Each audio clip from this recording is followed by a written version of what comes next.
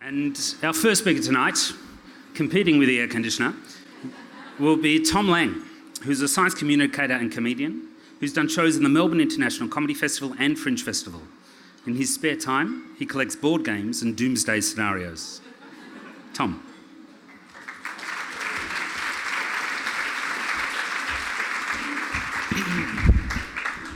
All right. Oh no. Okay, good. So I'm going to start with something pretty light. Atomic warfare. And we'll see where we go. A lot of you have probably heard of Edward Teller. I don't know whether you consider him a villain or a good guy. He is known often as the father of the hydrogen bomb, which is a pretty good line in any villain's resume. And he certainly looked the part. He had this creepy Hungarian accent. He had great big bushy eyebrows, big jowls. He was like an Eastern European Richard Nixon. But that's all very superficial, okay? Because, he had good intentions, just bad inventions. He was born in Hungary in 1908, which was a bad place to be if you're from a wealthy Jewish family, okay? They got out in 1926, okay? But by then he developed this real deep-seated loathing of both communism and fascism, which would serve him well in his future jobs. And very understandably, because the communists and the fascists, we can agree, were both kind of bad people back then. He made it to Germany, a great place to be at that time, and he studied his PhD in physics under Werner Heisenberg, who he became buddies with. They played a lot of ping pong, apparently. Apparently Teller usually won, and I just love the mental image of Heisenberg losing at ping pong. This game is bullshit. The balls are so small, I can't figure out the position and velocity at the same time. So in 1936, when things were getting quite nasty, he fled, made it to America. Okay, so Teller ended up being in America, and as a physics genius at that time, he was headhunted for the big one, the Manhattan Project. And let me tell you, if you were a physicist in the 40s and you weren't building nukes, I don't want to hear about it. Oppenheimer hooked him in, put him to work building the atom bomb. Now, it didn't really go so well, that's the thing, because Teller wasn't really a people person. He didn't really get along with a lot of the other guys. He was passed over for the director of the theoretical division, and it kind of just made him cranky. They were like, Teller, calculate some stuff, and he was just like, no, I'm going to do my own thing over here about other stuff that we're not worried about yet, but that will come back later. And so they had to fill in, get some other scientists. Some of them were Soviet spies. Basically, he set the whole thing back quite a bit.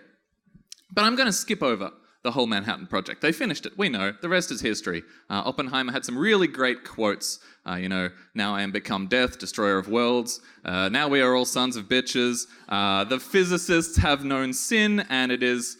hang on, I have the exact quote. Quotes are hard. The physicists have known sin, and this is a knowledge they cannot lose. Oppenheimer was great with quotes. He'd like us to believe he just pulled the Sanskrit just off the top of his head, but I bet he prepared them in advance. And everybody, they just helped build this thing that had killed hundreds of thousands of people, okay? This was a horrible thing, maybe even one of the most horrible things to ever happen.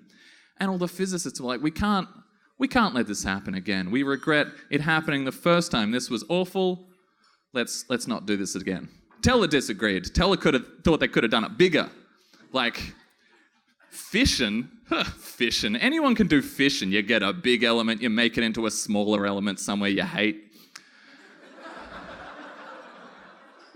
Teller was all about fusion, where you get two very small elements, make them into a slightly larger element somewhere you really hate.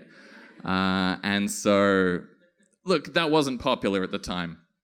Oppenheimer was quite anti the fusion bomb for moral reasons and for technical reasons. Teller's design just didn't really work that well. It wasn't a great design. It was probably not even a functional design, and Oppenheimer told him that. He said, I wish the Russians were using this design of yours because it would slow them down. Yeah, they weren't friends. In the 50s, Teller testified against Oppenheimer in the communist hearings, which really was a turning point. He didn't exactly say, yeah, this guy's a communist. His words were, and I'll do my best Eastern European Richard Nixon impersonation. I would like to see the vital interest... No, I'm doing it awfully. The vital interest of this country in hands which I understand better and trust more. Okay, which is like, I don't really trust this guy. Oppenheimer lost all his government positions around that time. Teller lost most of his friends because that was a real betrayal to a guy who was a big deal in science, you know, the father of the bomb. Teller was in a bad place, but he did get some pretty sweet government gigs, and they worked out all the kinks in the H-bomb, and they went, great, let's use this thing. The problem is people weren't big on atomic warfare for some reason. They had to figure out a way to get people to stop worrying and love the bomb, which is actually a reference to a movie based on Teller's life. He was Dr. Strangelove. And if you look at it, basically, yeah, they didn't even have to try very hard. They changed the fake foot to a fake arm, and you had yourself a movie. Now, this led to something called Operation Plowshare. And this is when the fun stuff starts, because they had to get people to like nuclear weapons, okay? And you can't do that by blowing up other people, because that's a bad thing to do. They had to use them for peaceful purposes, civil construction, that kind of thing. Get people going, oh yeah, nuclear weapons, they're just a tool, like a bulldozer or a gun. It's fine. Now, Project Plowshare didn't have any strong aims, didn't really have any goals. It just wanted to blow things up, just whatever they could find an excuse for. Teller's quote, there are applications about which we can feel sure, nuclear weapons. They boil down to a single fact. We can make a hole in the earth, if anybody wants to do that. And if you want to make a hole in the earth, it's a damn good way to do it. One of their first tests was Project Sudan. Okay, they had a 104 kiloton bomb. They blew out 12 million tons of earth, left a hole 400 meters wide, 100 meters deep in the middle of Nevada. They contaminated more Americans than any other nuclear test before, and everyone thought that was a great success.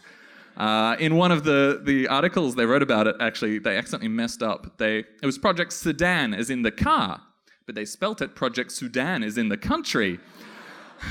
That made a bit of a little international hubbub until they got that one smoothed out. And then they went, great, that was fun. What else can we blow up? What else needs a big hole? The Panama Canal? That could be bigger. No, hang on. Panamanians. Those damn Panamanians. Always in the way. What else can we blow up? We could make another Panama Canal in what about Nicaragua? That's got Nicaraguans. How hard is it to blow something up? Okay. We could drill for gas. Just put down a bomb near the gas site. It'll squeeze all the gas out. No, that'll make the gas radioactive. Can we sell that as a good thing? Probably not. Okay. Oh, I know. We'll just blow up that new thing we got. What's that thing called? That new thing. Alaska. Let's just put a big hole in the side of Alaska. We can't call it a hole. We'll call it a port. So that was Project Chariot, the project to just blow a giant smoking port in a part of Alaska nobody really cared about that much. Teller was one of the champions of this. He went around Alaska telling everybody how good this would be for the economy. You'll have easy access to all this coal that's nearby, beyond a few hundred miles of rugged mountainous terrain. You can fish all the fish, that will be fine. You can fish them all. Maybe we'll get some military knowledge out of it. That's not the point. Who cares about that? The locals weren't happy, okay? The local industries, the people that lived a long way away were okay with it, but the indigenous locals that lived 30 miles from the proposed site were not big on it. Their main diet was, they ate a lot of caribou, okay? And caribou eat a lot of lichen, and lichen eats a lot of fallout. And these guys already... True. These guys already had a lot of strontium in them, more than almost anybody else on the planet, just from previous nuclear tests, sort of up around the northern hemisphere, getting in the lichen. They weren't big on this, okay? Teller and co. were just straight up lying to them. They were saying things like, okay, so look, it's going to cause maybe 200 miles of fallout, but fallout's never hurt anybody. The Japanese all got better. like the ones that had the fallout, they were fine. The fish will be fine. You won't feel any seismic shocks. You'll be able to fish there again in like 5 months. Not a problem. It was shameless. But it was kind of heartening that these locals, these indigenous Alaskans, they lawyered up. They scientisted up. They fully castled these guys. It was the vibe of the thing, you know? They actually just talked him out of it. They made such a ruckus that everyone got on their side, and Project Chariot was just kind of pushed to the side. It was never actually cancelled, come to think of it. I think it's still on the books.